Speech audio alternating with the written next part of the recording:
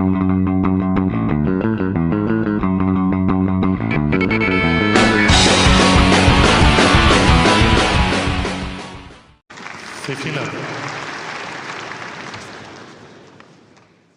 everyone, welcome back to Immediate Movie Reactions. I'm here after seeing Challengers. This is the latest film from Luca Guadagnino, an Italian director who did the remake of Suspiria, which is a great film, and Bones and All, which I think since I've started this channel is one of my all-time favorite films. I absolutely love that movie. This does star Zendaya, who, you know, I guess we're supposed to be a fan of, and a couple guys who look like they missed the WB. Honestly, they're completely interchangeable and forgettable, and I don't know their names. Maybe I should. I don't know. I don't care.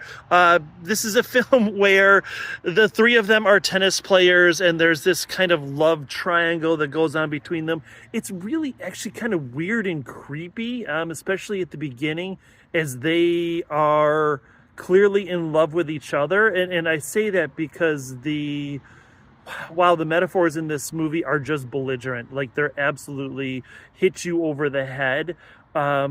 And they try to seduce her, but guess what? She's only maybe 18, like she's committing to college at that point.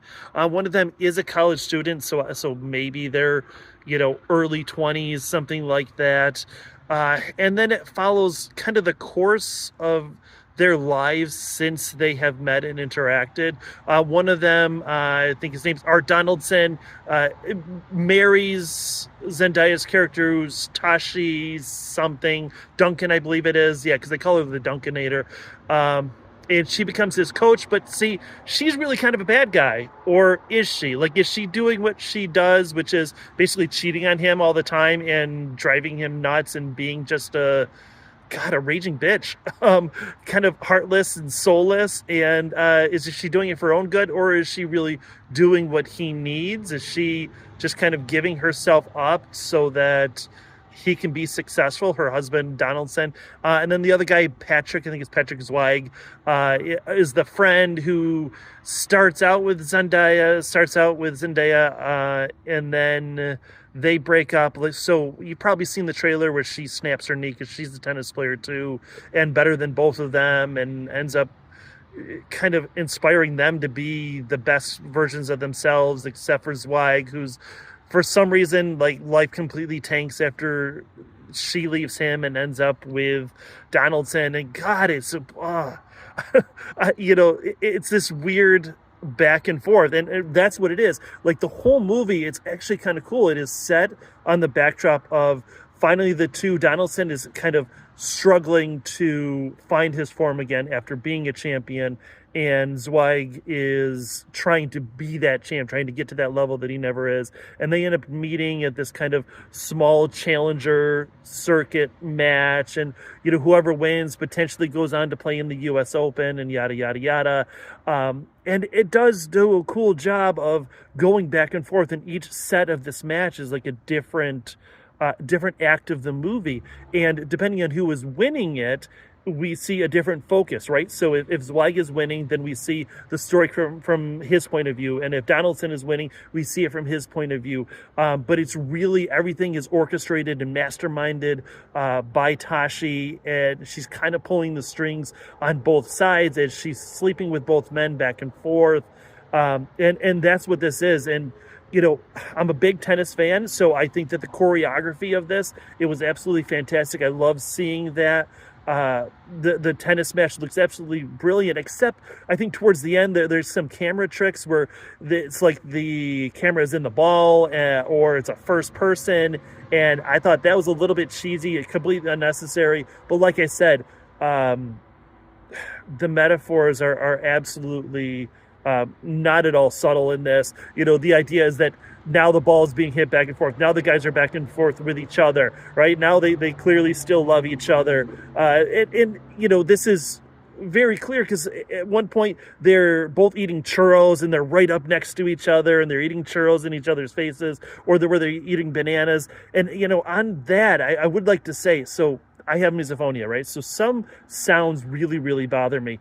And the sound design in this movie was awesome. It was brilliant, but it was also really, really frustrating because whenever there's a lot of making out in this movie. There's a whole scene you kind of see the setup in the trailer where this E2 Mama Tambiene and the three of them are potentially going to have a threesome, and then of course she has manipulated it to a situation to just get what she wants out of them.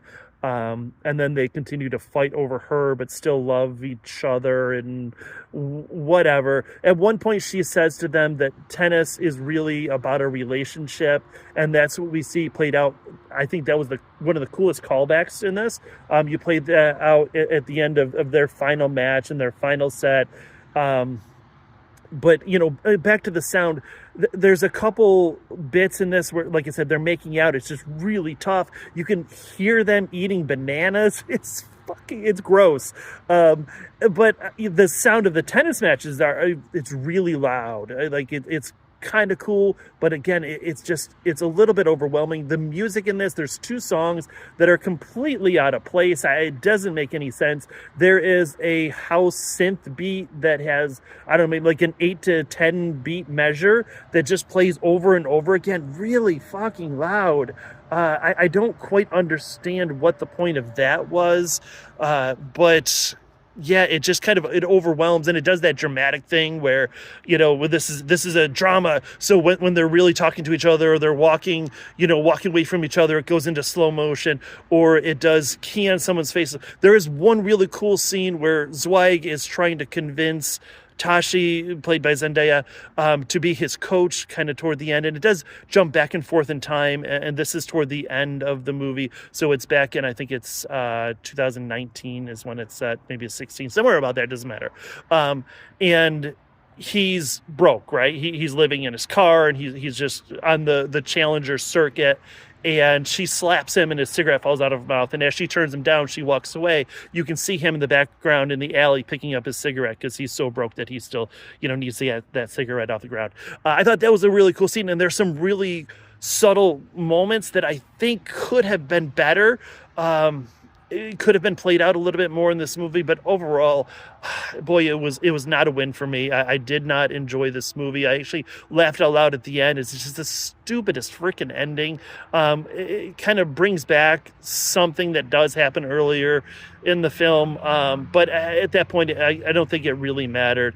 See it, stream it, or skip it. I'm going to say skip it. I don't think that this movie needs to be seen. I think it tries really hard to be cool and dramatic, and I just found it repetitive and silly, and it went back and forth for no reason. Started out as this last lap and then just got redundant. I did not like it, would not recommend it. So there we are. Thank you all. I do appreciate you watching, and please like, share, and subscribe, all that stuff. Please let me know what your favorite sports movies were, because I think if this had been more about the sport and less about the weird, creepy relationship between the three of them, I would have probably enjoyed it more. But yeah, there we are. All right, I will see you after the next movie. I do appreciate you all.